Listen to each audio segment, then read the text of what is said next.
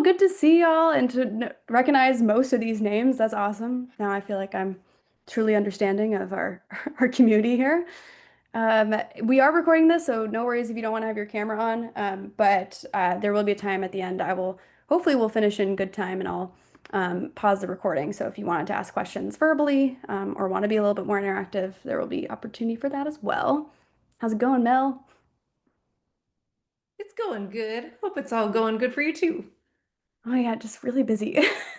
Although I think I talked to folks, if any of you are also feeling this, is October always feels like it's going to be a easy month and then it's like It's terrible not. or just hard. If anyone can relate, give me a thumbs up in your reactions. Good to see you too, Andra. Kara, good to see you. Oh, all the thumbs up. Yeah, okay, good. Like, yep, we're all feeling it. Well, hopefully this is a nice break from that in theory. I mean, you are definitely learning about stuff that you're going to be putting into practice. However, I did build in actual participation in projects. So you'll have some break time and get some practice in. I'm going to go ahead and disable the waiting room if I can. Let's do that. Okay, so I think people will be able to just join as they open the call. So that's good. All right. All right, I'll go ahead and get started. Then we have a good chunk of people in here, so I'm happy with that. And it is recorded, so if you have to come back to listen to it again later, that's great. All right, so reminder, this is a meeting, it's not a webinar, so if you want to come on camera and chat, I do have some situations in here where I'll be asking for your opinions. The chat will definitely be in well use. So if you would like to answer there or verbally, you are welcome to do both. It's a lot less hardcore when it's not a webinar. You can absolutely interrupt me. I do not take offense. Unless it is offensive, then don't do that. All right, so chat is open. You can unmute and show your camera if you would like, and we'll go ahead and get started. So you joined us to listen to me talk about Access Science Connected as an info session. So you are most likely familiar with what that generally is. However, um, our agenda includes a little bit of level setting. So if you are new to citizen science in general, you won't be shared in the recording for reaction time, but just out of curiosity, is anyone here very unfamiliar? This is like the first time you're really learning about citizen science. Go ahead and give me a thumbs up as your reaction or drop a note in the chat for me. And it's absolutely okay. I will go over it as well anyway. But I just want to make sure I know if I need to go a little bit more in detail. Waiting a nice amount of time, gave a little bit of time to ramble. Okay, we're moving on. All right, great. After we do that with level setting for what is citizen science, SciStarter, and the library network, which I hope you are all a part of, we'll talk about the 2026 goals and plans, which is America 250, if you're already familiar, and the 2.5 million Access Science, which coincides with Access Science Connected, which is the program for which this is an info session. So big idea here is 2026 is America 250, the 250th anniversary of the signing of the Declaration of Independence. That means Citizen Science Month in April has a more particular push towards a goal of 2.5 million acts of science to match up with that 250. And also just to push for that volunteer service through doing science. And so for the rest of the year, we'll still continue to report your acts of science to America 250, but our big push is going to be in April as usual. So year-long activities, awesome, but April is our big month.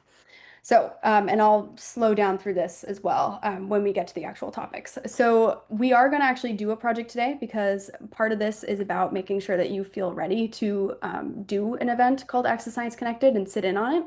And so we are going to prepare you to do so. All right.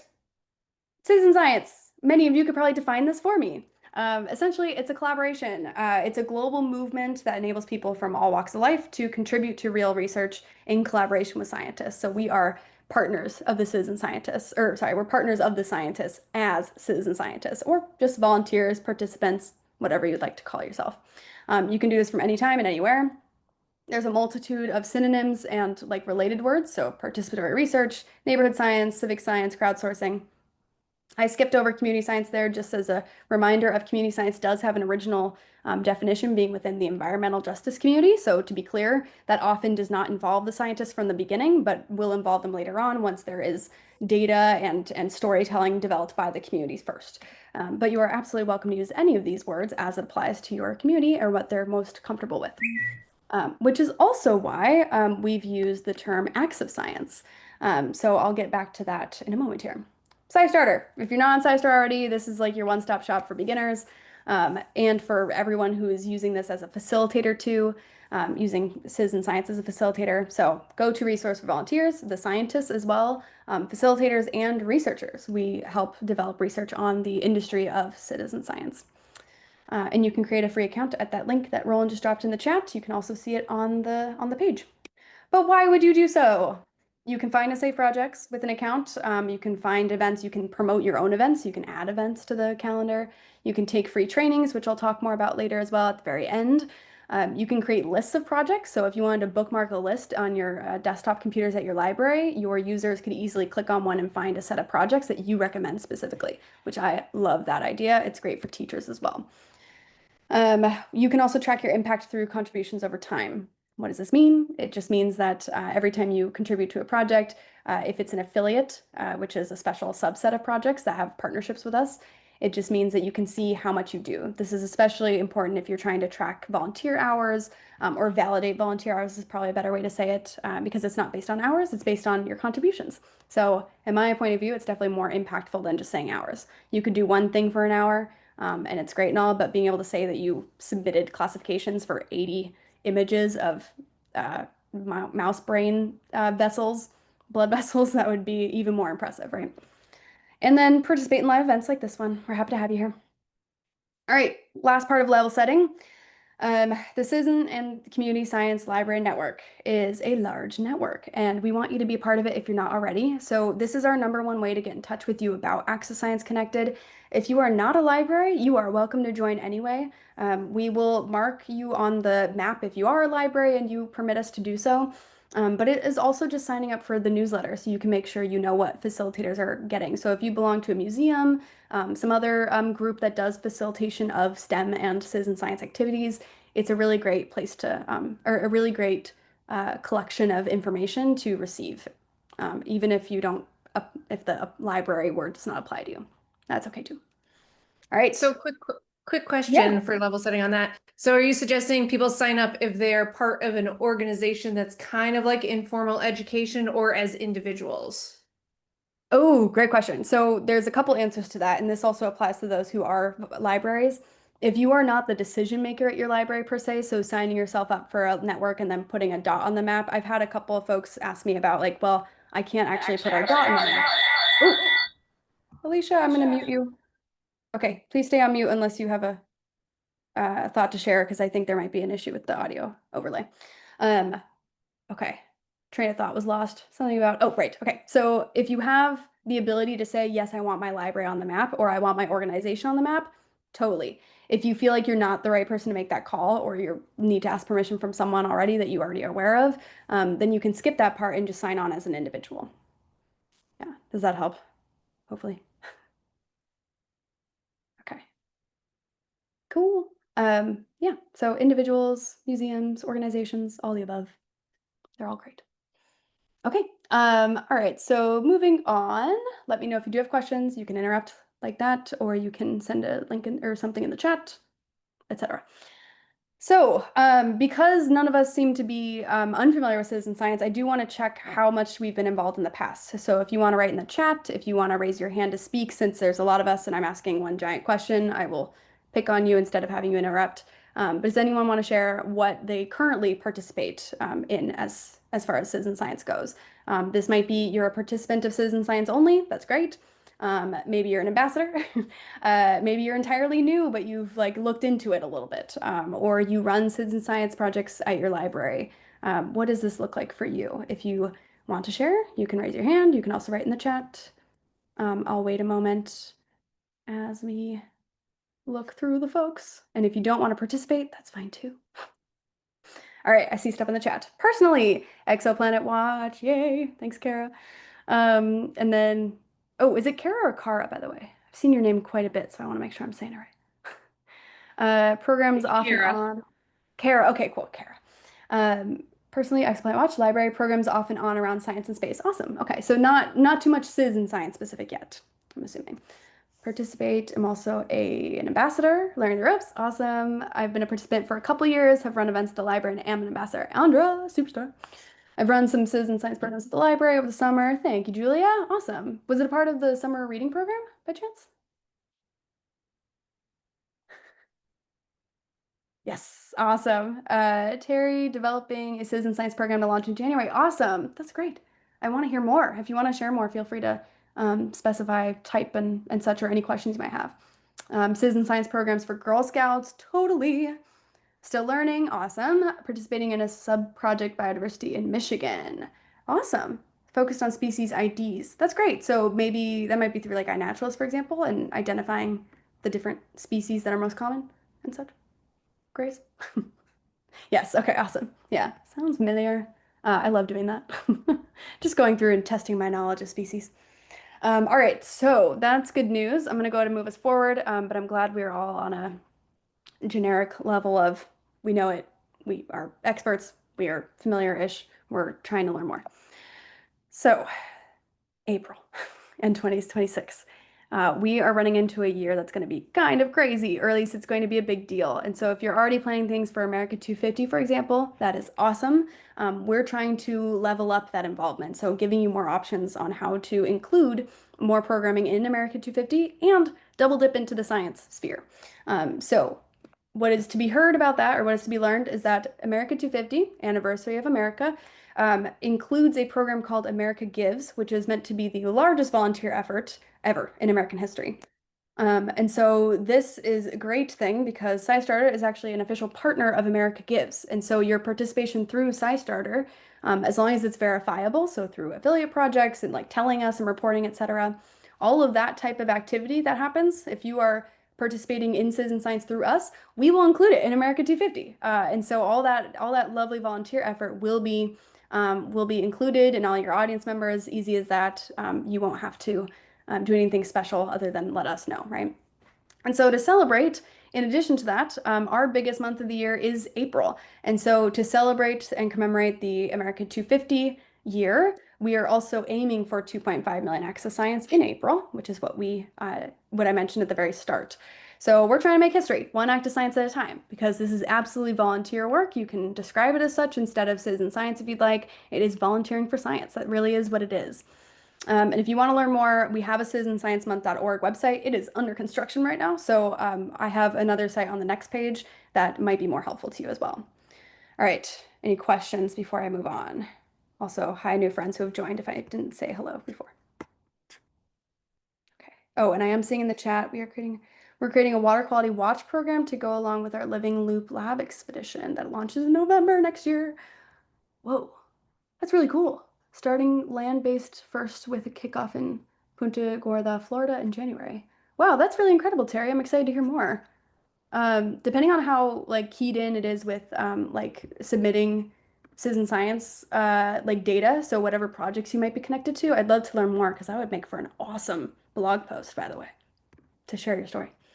Okay, in the meantime, for April, for 2026 really, but looking at April now, Citizen Science event planning, or Citizen Science Month event planning, I should say, is going to look both similar to previous years and also very different because we're offering something new. So you can build your own event. We've always recommended that folks build their own events and use our resources to do so to make it easy. However, we are also adding in this lovely thing called the Acts of Science Connected.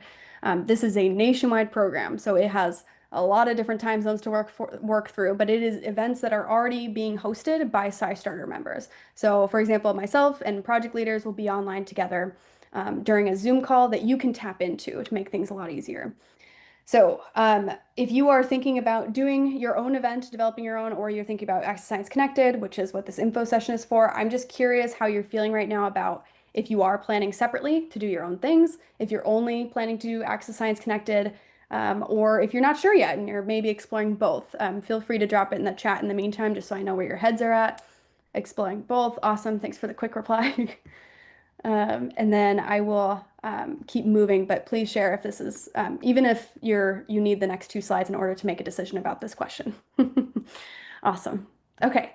So what is Access Science Connected? To give you a better description, we have a couple slides focused on this, and we have a whole website we're developing. We're currently going through several layers of feedback with librarians, and so if you have thoughts on how we can improve it, feel free to let me know too. Essentially, this is a many places event. A lot of people across the country will be able to participate. It is for one purpose. So each of these events will focus on one specific project, and all of the activity within it will advance the science. You do not need prior experience. Being a part of these info sessions is completely optional, although I'm really glad you're here because you get to actually participate in the projects beforehand, which will hopefully be really helpful. And essentially it looks like this. It's a 2-hour-ish live stream in which you will meet the project scientist, get set up with the project and learn about the project and how to participate. And then your attendees will also be able to ask Q&A with the project leader, and they'll be able to walk away with materials that'll help them participate after the fact. We're not here to teach people something and then move on. We're here to teach someone something and then teach them how to continue doing that something. It's the teach a man to fish type situation. And so in order to make that happen, we're looking for 250 libraries to sign on to be a part of this adventure. So it's a gateway. So if you're looking for a good way to start, this is a really good one because it's planned in advance for you. You barely have to do anything. There will also be passive programming materials available very shortly. We're working on it right now.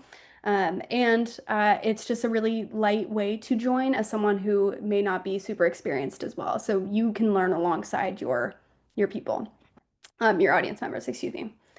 So what does this look like during the month of April? Well, I'll tell you. They're weekly, so we'll do this once a week. We have about 5 weeks in April, more or less, with a couple of days in the first week and the last week.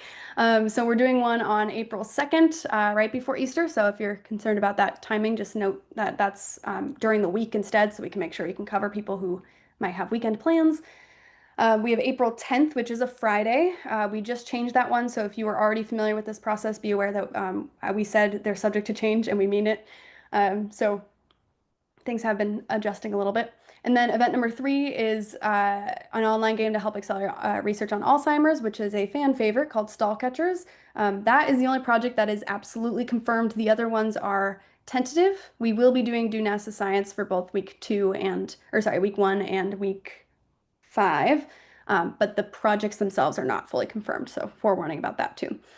And then on the event 3 with stall catchers, we now have 3 times instead of 2 because it is such a popular project and we wanted to hit every time zone, so be aware. April 22nd is Earth Day, so we're going to be doing one that's focused on wildlife, likely a camera trap image project. And then for the last event on April 29th, we're looking at Do NASA Science again. And I'm looking in the chat because I see a lot going on. Yay. Okay, cool. Yeah, definitely explore both. A lot of you are saying exploring both for building your own and developing your own. You can absolutely do both too. So because this one really, as I'll know actually on the next slide about like the what you do versus what SciStarter does, we're hoping that it is like an easy way to tap in without really overextending yourself for extra things. So, what does this look like? We do the heavy lifting. All you'll need to do is apply to be a part of the cohort of 250 libraries and invite your community. So that could be a lot of things. That could be promoting via our pre-made posters that we'll have for you. That could be your own version of that. That could be flyers on how to do it passively, which we'll have available as well. You'll have to prepare to have Wi-Fi available for folks to be a part of it. So listening into the live stream, it is highly beneficial for them to bring their own devices or you to have devices for them. And so best case scenario, you're in a computer lab and everyone has access to a device. Other version of that is they're just watching and they can do a lot of this on their mobile phone, or they can bring some kind of device to participate as well. And then lastly, we want you to add your own creative flair. So if it is, for example, a space event, like this first one and the last one, maybe you have really fun ideas about how to collect your people into the topic of space. Maybe you ask them all to wear space pajamas, for example, whatever you want to do, that's a fun thing that you know you can do. We love it and we can't wait to see it. Yeah, that's about it. We just want you to be able to have the space ready and to invite people there. I see a question in the chat. Any way to do a 5:30 to 7:30 ET on a Monday or Tuesday? Sherry, when you could you do me a favor? And if you are thinking this is a great idea for your library, even if the times don't connect, can you add that in as a note in your application? Because we are looking at those. It's so early, and we haven't confirmed with the project leaders precisely dates and times, and so we are absolutely able to move things around where we can. I can't guarantee it'll shift by like 30 minutes or not. If it's close enough, we might just kind of stick with it, but we'll look at that for sure. Thanks, Sherry. Um, awesome. Okay. Why on earth would you do this? You'll be working with real scientists. That's why. And it's also very hands-on. So assuming you can get devices in the room with them or recommend it, much of this will be very hands-on. It'll be very interactive. You'll be doing the project together, answering out loud, Q&A. If you want to ask like career questions, it can be developed into that kind of Q&A session as well. It really is a great way to just bring a lot of people across the country together. And you're also accelerating scientific research. This is a real deal project. You're not working on STEM by itself. You are working on a project that is going to impact how research is moving, in addition to helping your local STEM literacy as well. Okay, I just spoke really fast for only 20 minutes though, so that's good. So I'm going to pause here for a moment because our next step is to actually do the practice run of a different project. But I just want to pause for a second because this is the first year we are promoting this as an option, and I want to make sure that we're covering our bases for what's needed. So thank you, Sherry, for asking a question. If any of you also have questions that should be noted or something that should be included in our resources, I would love to know now so we can either check that off the list of like, yes, we are going to do that, or anything that we should be adding. Um, in connection with that, Roland dropped a link in the chat that I'm going to actually drop again and share on my screen. It says learn more. Library Access Science Connected is the end of the URL. If I jump there right now, here I am. Looks like this. So if you want to learn everything there is to know right now about this program, you can scroll through and learn a little bit more. Like we're seeking 250 libraries. You don't need to be an expert. We'll include setup time, so you won't even have to prepare your guests. It'll include like the first 15 to 20 minutes will include, here's how you set up your account. Here's how you get ready for the project. Let's get you set up. So you won't have to worry about any of that. You really can come in fresh, and not necessarily have any experience. Um, and then it has all the dates and times, the criteria. So if you're thinking like, I don't know if my library can do this, that's okay. Let's think through it. So if you have specific questions about whether or not something will work, we have suggestions, but we'd love to know if there are any questions about that. If all the times end up being terrible for you, that's also okay because we're making passive programming resources. So folks could essentially scan a QR code on a poster and learn all about it. So they'll have an intro video from a project leader, the instructions to join, and then eventually the recording of the event, unless they're able to join the real thing. And then they would be like it'll be one of two things, either an invitation to go to the Zoom independently from home or the recording after the event. It'll just switch depending on what day it is. Yeah. All right, I've been talking a lot, so I'm gonna take a personal break and sip some coffee out of this can. Any questions so far? I am now out of coffee.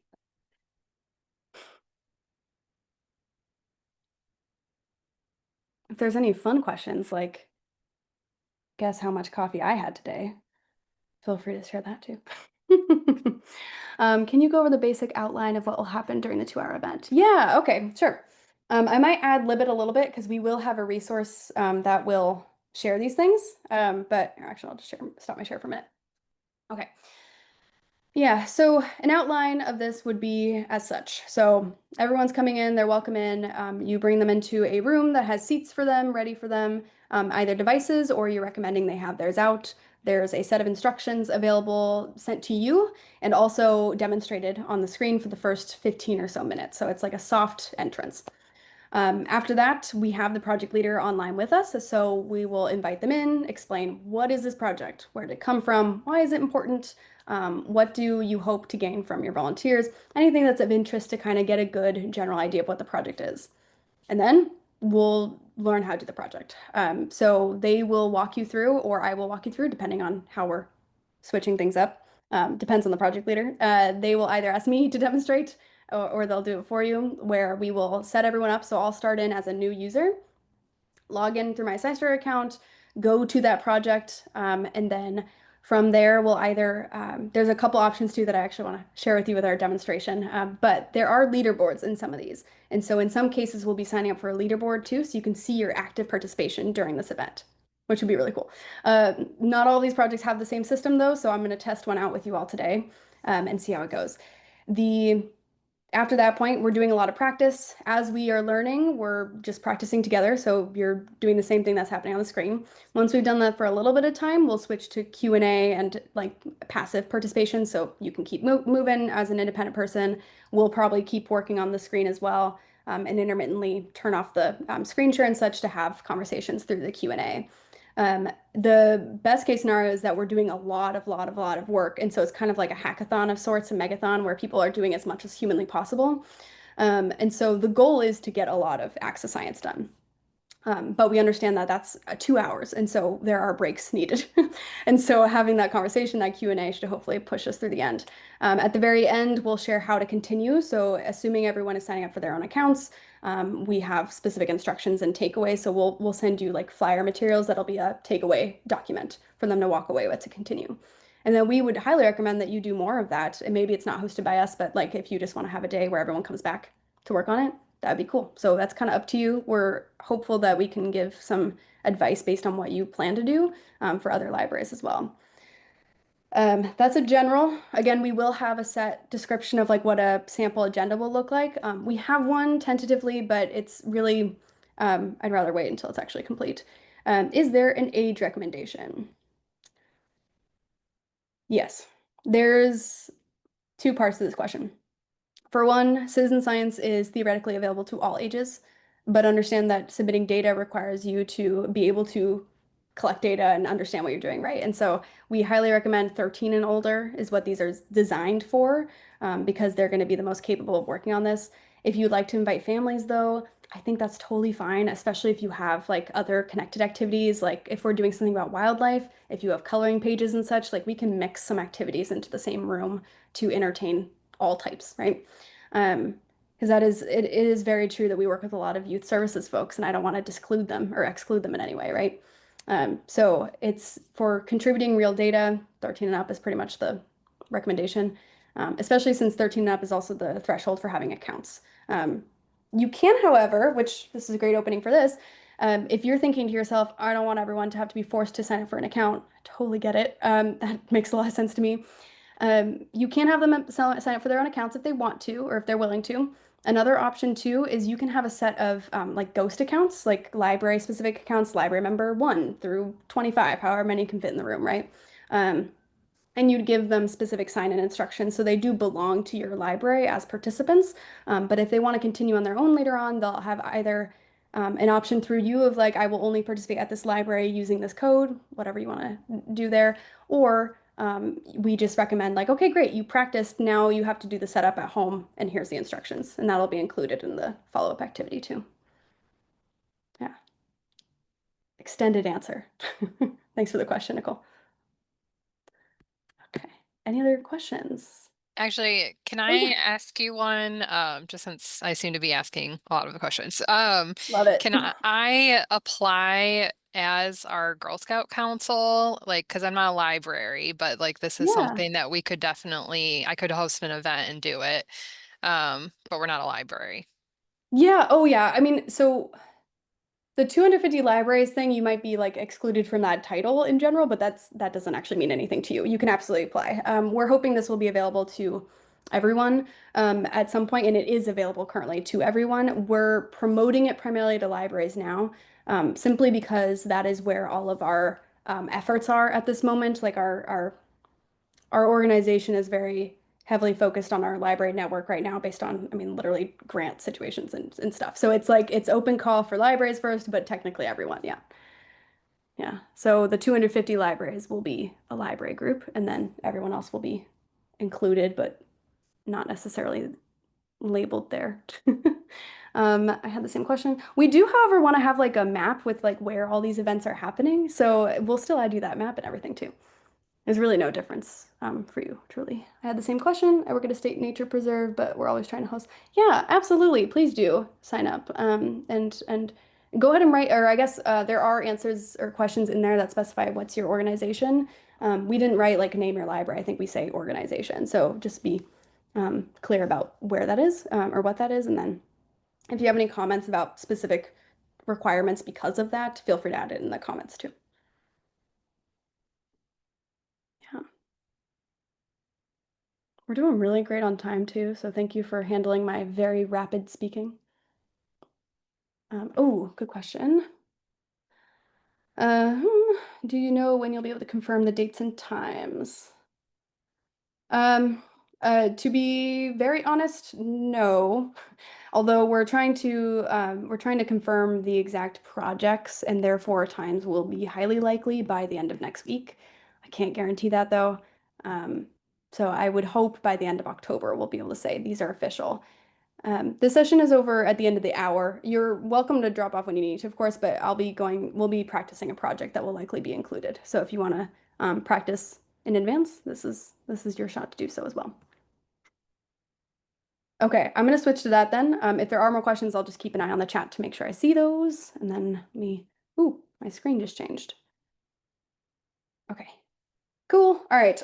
So question for you all. Do we like space or wildlife camera trap images? Which one would you like to do? Both. Space, wild. Okay, now it's tied. Space. Okay, got one in favor of space or one extra. Now it's tied. Thanks a lot, Terry. Um, okay. Oh, got a bunch more space. All right, we'll do space. Okay, so there are a bunch of projects on this thing called Zooniverse. If you have used Zooniverse before, that's awesome. We are going to demonstrate how to use Zooniverse and practice a specific project. This is one of the likely options for the Access Science Connected. So this is the Do NASA Science Live, Do NASA Science project in which you are finding galaxies and identifying black holes. So moving forward from there, it's called Dark Energy Explorers. So I have a set of steps for you. Roland just dropped the link to the first one in the chat for you, and I'll be following those links exactly. So this is not a polished version of what will happen for the first 20 minutes, but is the gist of what people will need to know. So hooray, visit Dark Energy Explorers. It's a SciStarter affiliate project. We won't spend too much time talking about that in events, but just so you're aware, this is how we track for the Access Science for America 250. So as long as it is an affiliate project, that means as long as it's set up correctly, like following the instructions, that means that all of those are automatically counted. The ones that are not affiliates, those are the ones that will be requesting individual reports back so that we know how many Access Science are happening out there. So Dark Energy Explorers, let's jump there. All right, so SciStarter, if you're not already familiar, this is a project page. It has all the instructions, or at least all the instructions to get started. So current description of it. It's a SciStarter affiliate project, so it gives me instructions on how to set up that affiliation. That's what we'll do today. And then we'll actually do a couple of examples. So let's go ahead and hit visit here. I'll drop the exact link in the chat too if you're having trouble at any point. I'm here right now. All right, so this is the Zooniverse page. I'm not currently signed in, so what I will do is hit register in the top corner, and I'm going to pause here. To recap, we had Dark Energy Explorers project page on SciStarter, and then we clicked visit in preparation to get started. In order to get started, you need to sign in. So on register, oh, that's good to know too. I actually didn't know they were set to 16. So they have a 16-year-old limit. So that's good to know for you all if you need to make adjustments for ownership of accounts. Okay, so, oh, actually, I don't need to click that. Okay, so you would sign in. The one thing you need to be very certain that you remember is the username. You are likely using the same credentials as you're using for SciStarter. The username is the important part though. So I'm gonna show this one more time. After we've read the instructions and we're visiting the website, we're making an account on Zooniverse, which is where we stand now. You'll need to take note of that username because that last step in order to make sure that Access Science connected, those Access Science are being tracked, this is what we're going to do. We're going to visit our SciStarter account dashboard and add our username to our settings. So if I exit out of there, I'm going to sign into my account instead. So I'm going to hit sign in because I've already signed up for this. Cool, I'm signed in. I'm going to go ahead and go back to SciStarter and go to my dashboard. I clicked info and settings because I know where I'm going, but you can also just hit dashboard and then you'll come down to here. I'll drop this link in the chat too to connect the accounts for tracking acts of science.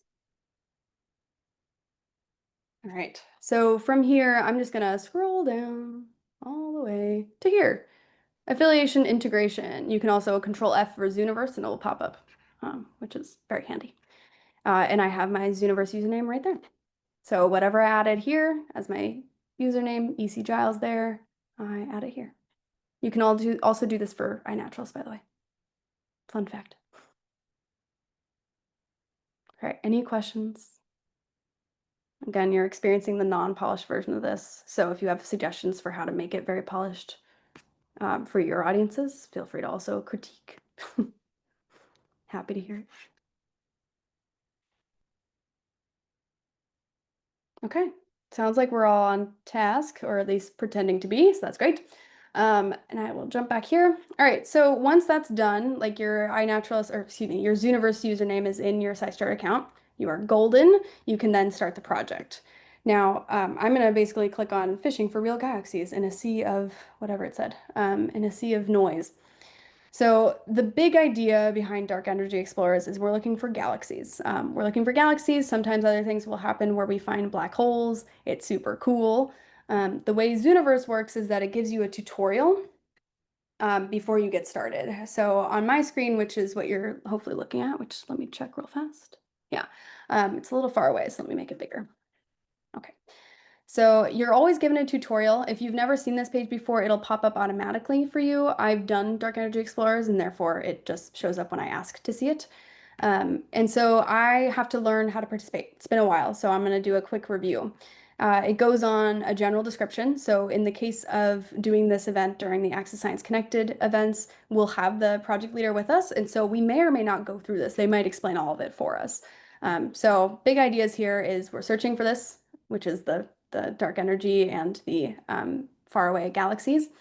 We need you as the volunteer. We're looking for galaxies that are very faint and can be easily confused as noise. They appear as small peaks of signal in a sea of noise created by the telescope's instrumentation and the night sky. We've pinpointed key characteristics to help identify what is a real signal. A human's eye can do better than any software we've developed so far, but with millions of signals to investigate, our small research team cannot do it alone. This also really drives home the point of like, why are we even required to do this? Why can't computers do this? Computers aren't good enough, and B, we have small research teams. They need help. So we run through some steps, and we'll do so. All right, so first, we use the spectral lines to determine if an astronomical object is real or fake. What does that mean? Unlikely noise from the telescope and instrument. So spectral lines are often used to identify a shift in positions. A lot of this is high tech too, so be aware, like you don't, this is why I'm saying it's still good for beginners. We'll have the project leader on, so they'll be able to explain in better language too, even if the tutorial is sometimes tricky with language. I will note that this is not a particularly difficult project, I promise. When I learned how to do this project the first time, I was astounded at like how complex it looks, and then all of a sudden you learn how to do it and you're like, oh wait, this is so simple.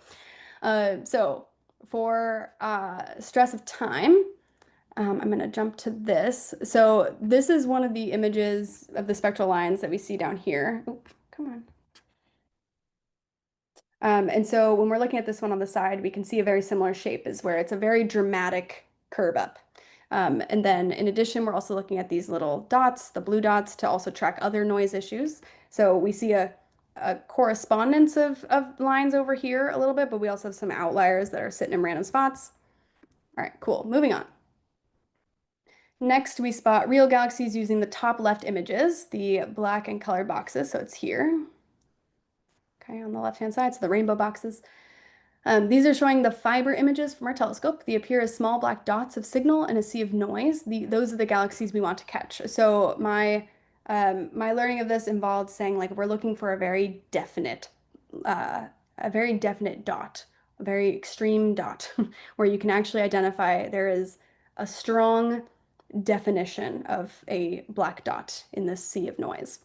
So these are composites of several spectra tiling Again, wording, I apologize, but I promise you, they add this in. This is actually probably good advice for them too, is like we can explain where we get stuck. So this is why we'll have them explain a lot of it during the event. Black dots are the signal while the gray background is noise. Okay, so moving on to here. All right, so here's a good example. So this one is labeled as keep, primarily because there is a definite, oh, good. Okay, so it keeps changing. So these two, the one that we were just on, this one and the previous one, they all have definite like motions of a dot in the center. So it does have a lot of noise. Absolutely. There's definitely a lot of noise. But there will be a definite spot in which you can see. So here I see it, in this main one I see it.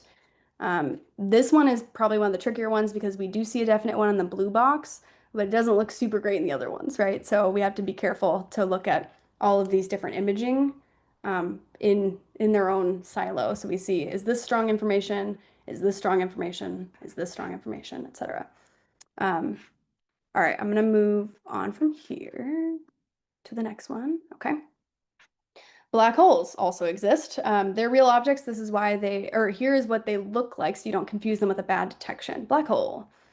They'll appear like a larger, wide oval rather than a dot. So if there's like a spread of, what's it called, a smudge across it, essentially, is what it looks like to me anyway, that can definitely be a black hole. They also have a broad spectral line that is much wider than the usual tall, slender spectral line. Okay, so that looks like this.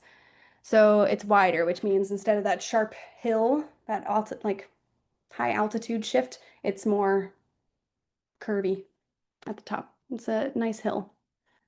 And that's how I remember it. All right, looking at this one. All right, a galaxy that's fake or noisy will also go into the throwback category. Noise may look like a really unmatched spectral line or no dots in one or more. For both these cases, swipe left or choose throwback. So here's some bad examples or some bad cases of this is definitely not a galaxy. It could be literally bad data where it's all messy in the corner and definitely not even noise, like it's a broken image. A strong line. I think the project leader described to me at one point the strong line where it looks like an error. She described it as like a fly on the windshield for the satellite, which is crazy for me to think about because there's no flies in space. So I'm not quite sure what the other option is, but that's the analogy they chose to use. So good to know. If we only have one instance of a clear dot, so this is a clear dot, sure, but the rest of it was not very happy, like the rest of this was not great, then we throw it back. So I'm gonna let it sit here for a second and zoom out so we can see the whole thing. And again, I'm not an astrophysicist, but I do know how to do this project. And so as we start doing examples, you'll notice like fancy words aside, you start getting familiar with the how to participate. And luckily, a lot of these project leaders are really solid at developing really strong ways to describe these things to the public, from their expert knowledge all the way down to us and to fifth grade level, essentially, right? All right. Are there any questions so far that I can't guarantee I can answer if it's particular? If you're thinking, oh my gosh, my brain's exploding, that's okay. This is your first time looking at a project, so, and you're listening to someone who's not the expert on the project. So, okay. All right. If you need help along the way, there's always the tutorial again. I think I might have skipped over a section that explained these ones, so I'm gonna go ahead and drop back to this for a second just to show you what that looks like. Black outline, where are you?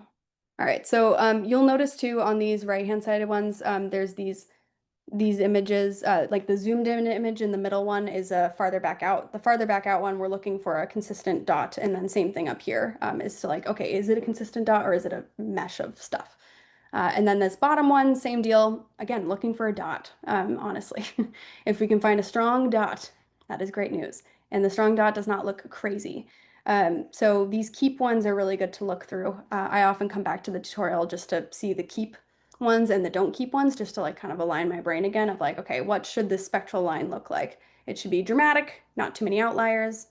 If it's not dramatic and it's a hill, that would be a black hole. And then, oh, did it stop going through them? I don't know. Okay, well, since we're done with that, I'll go ahead and hit task. All right, so now we're looking at an actual example. You may be looking at it just from my computer, and I keep hitting the wrong button. There we go. Okay, so first thing I'm going to look at then is this bottom one because this is what I was taught first. I'm looking for a strong line. I see some outliers, so I don't feel super great about this yet. But I feel like I have a good idea of like it's got a lot of noise, but it does have a definite increase there, so tempting.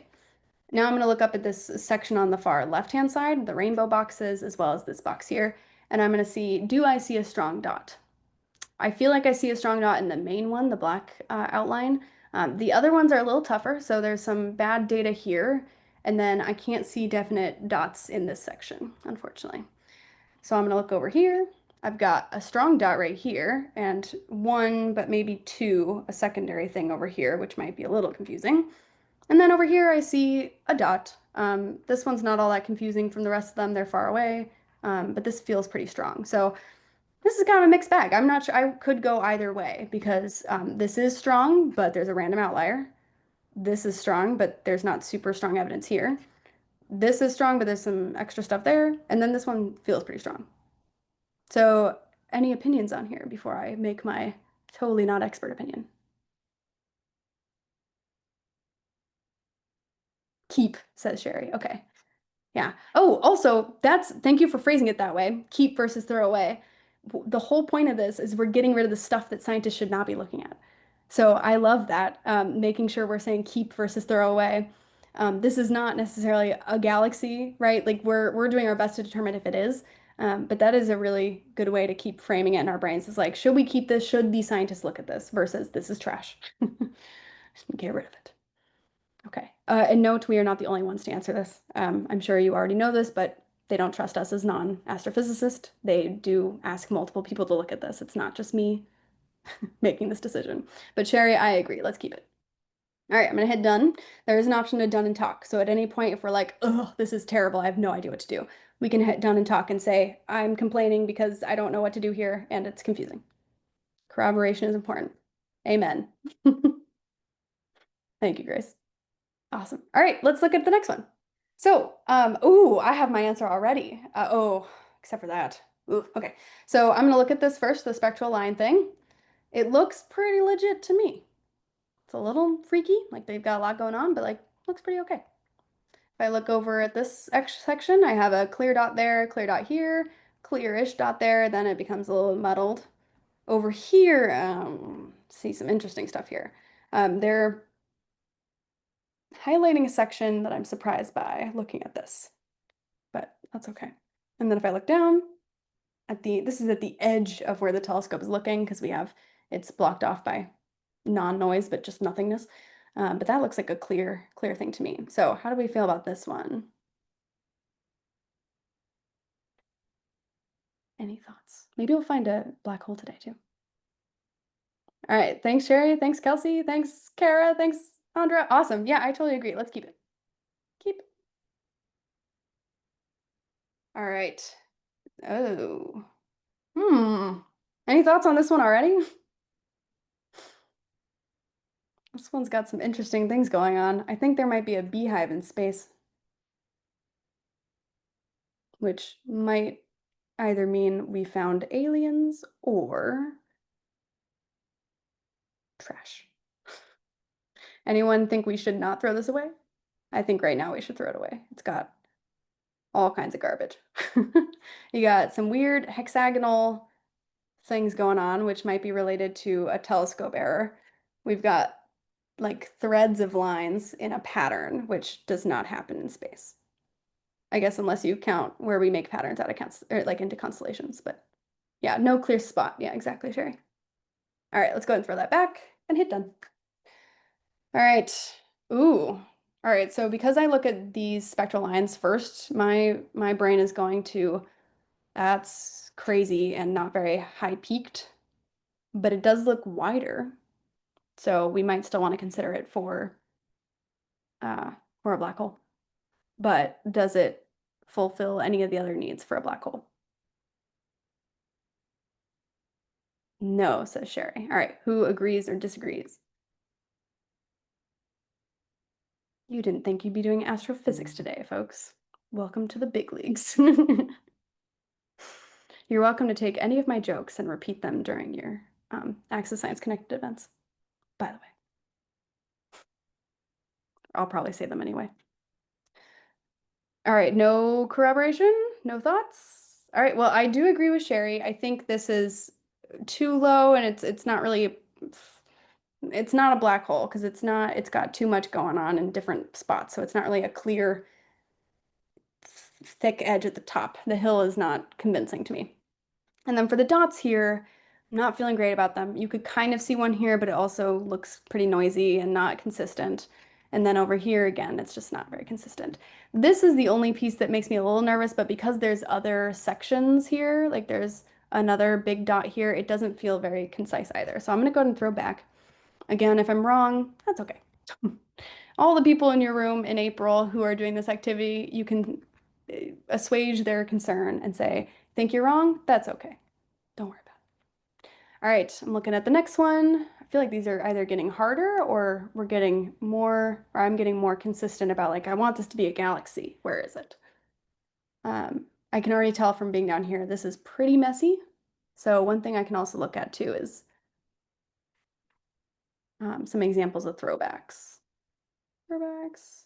Oh yeah, that's kind of messy. Throwback. Hmm. Go back. Real galaxies. Are real galaxies always going to be clean? No, doesn't look like it. But this one doesn't have as many outliers. Let's see. This has quite a few outliers though. Let's see the other parts. Okay, so some of these, like this is keep, even though it's not super strong on the dots, right? So we have to really balance all the different pieces, which makes it tough. Kara says, keep this one. Okay, let me go back to it. Any other thoughts on this one from you all? Yeah, they sometimes get tough. Oh, and I do want to say too, before, and we're really close to the hour, so I'll stop us after this one too. So if you're stressed out, don't worry, I'll pause this. Um, so we do have another issue here where I'll be online with the project leader doing these projects. Most recently, I did this with their leader, Lindsay, and we did this over FaceTime, or not FaceTime, Facebook Live. Like we streamed it, and we were doing these projects, and there were times where I was like, man, I have no idea what to do about this. And she also was like, yeah, it could go either way. Like there are times in which the scientists are also not sure. That's the whole point of us trying to do this together is like they can't do it in good time. And there's also some really questionable data. And so in the times where I feel very questionable about data, I tend to err on the bias side of caution and will say, keep this galaxy because then at least it stays in the running a little bit more until someone's like very sure it should not be there. And we do have a comment in the chat. There doesn't seem to be any clear dots in the small isolations on the left, but the dots are clear in the three of the right. Yeah. Yeah, so on the left, yeah, I see a dot here, but then the rest of these are iffy. These ones over here, though, since it's not, if I zoom in a lot, do we see those circles that have the different colors? Because that's where we really should be looking. If it's not within those colors and it's these dots, we're kind of, it's not that we're ignoring them, but they're not the main idea. So again, down here, I see a dot, but there's also two that are intermixed with this one. So it's almost as if it's got too much similar things going on around it. I don't know. It's a tough one. Really tough. I'm gonna go ahead and say keep and say done and talk so we can see what that looks like too. Okay, so it shows me the image that I was working on, and then I can comment about it. Really not sure. This one, I need more practice with ones that appear to be referencing multiple dots. See the right side. Graphs, I guess. And what I mean by that is it's messing with me to see 1, 2, 3 there, and then also 1, 2, 3 here. Because although we can associate this centerpiece and look directly here, should we be concerned about these outside ones? Yeah. And then the outliers here are a little eh. Add comment. Okay, cool. We have an example. All right, to bring us back to planet Earth and away from the astrophysics of it all, just so you're aware of the other option that existed, I was going to do Cedar Creek Eyes on the Wild, which is in the Midwest. Cedar Creek is in the Midwest where several biomes meet, which is really cool. And so what that means is that they're looking for folks on Zooniverse, so same program, to uh, to find animal behavior. So looking for what animals you see, identifying if they're walking or standing or eating or whatever, and then you move on. It's this one's a lot more friendly to the human eye without learning extra skills. So be aware that these projects will vary based on the project. So hopefully we can get those numbers to you quite soon, or those dates and times to you with a lot of confidence. So before I move away from Zooniverse, there is an option on Zooniverse that will allow us to create a group. I'm going to show that to you really fast. Profile, maybe. Nope, no profile. Home. There we go. All right, so I'm in a couple of groups. During these Access Science Connected events, I'm hoping we will be able to create a group in which we have Access Science Connected as one, and everyone will be able to sign on there. So, for example, last year we did last April we did a 1 million Access Science group, and so people would sign on. We didn't do this very thoroughly, clearly. There were not very many people in it, but you could tell like who were the winners, right? So like there's people who did a lot of classifications, like almost 2,000 of them, versus me who was 121, right? So it becomes a leaderboard. So I'll be developing information on how to join these as well. There's a copy join link, of course, so it'll be really easy in the moment of the event. But I'll create new ones, either as an all of us Access Science Connected, or maybe you want instructions for how to make a leaderboard for just your library. Both are options. So if you have particular needs or you would like to advocate for one or the other, I will do my best to create all the options. Okay, that's it on groups, and then I will close this out. All right, you learned way too much today. So I hope you have a moment to take a breather later. If you're thinking about what this means for you now, I like this idea, being a part of it. I'm not sure yet, that's fine. Here's what we recommend from now on. If you haven't already applied, feel free to apply. Say you want to be a part of it. That would be great. Nothing is like, you're not sending a document saying you promise, and you're not going to be hunted down if you don't, but we would love for you to be a part of it.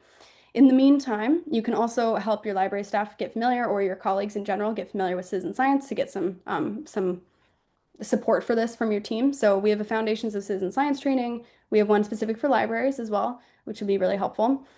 Please join the network if you're not already in it, because that's how we will keep you informed.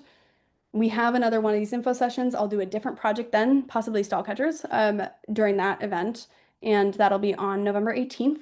If you are registered for this, which if I'm talking to you right now in the call, you are already registered for this. You'll get another email from me saying, hey, it's happening today. So please join us then, and then you can watch Zoom or stall catchers, or we might do a different one. I'll let you know.